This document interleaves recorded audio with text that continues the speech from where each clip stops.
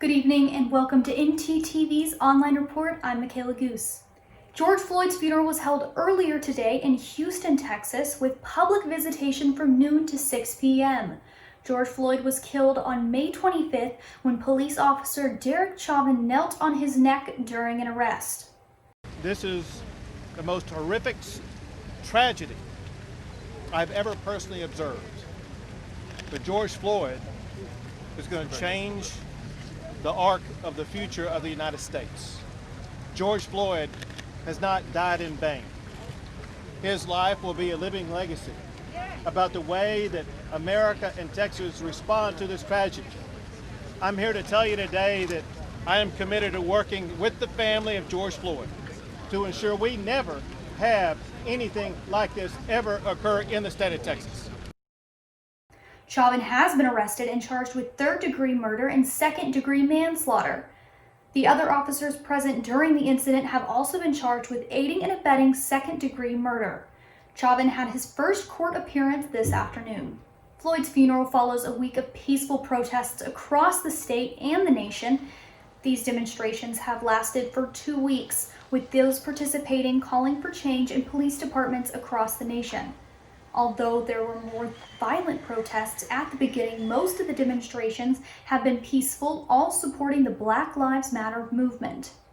In response to Floyd's death, businesses have come out and showing their support for the Black Lives Matter movement. The Dallas Cowboys released a video discussing the issue that is expected to turn into a series. The Lego company also showed support by donating $4 million to nonprofit organizations that educate on racial injustices, with many other companies donating and speaking out. Meanwhile, Tarrant and Dallas County are experiencing record highs of the coronavirus in the last few weeks. Just after reopening the state a little over 2 weeks ago, the cases of the novel coronavirus has risen, with Thursday and Friday seeing a record high of deaths at 58 and 56. Testing is still a priority as the state looks to test even more now.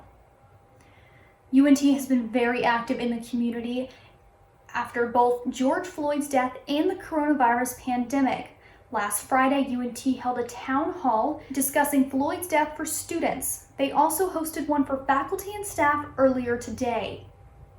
In response to the coronavirus, UNT released that classes will be moving remotely after Thanksgiving break, with both finals and classes happening online.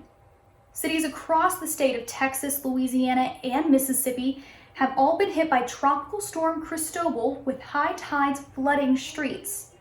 The storm weakened to a depression on Monday after inundating parts of the U.S. Gulf Coast. All that water will pose challenges, with smaller rivers and creeks expected to crest midweek. That's all I have for you guys today. Stay safe and stay hydrated with the rising temperatures that are expected next week.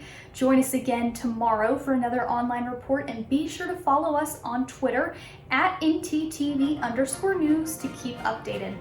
Thanks. Have a nice evening.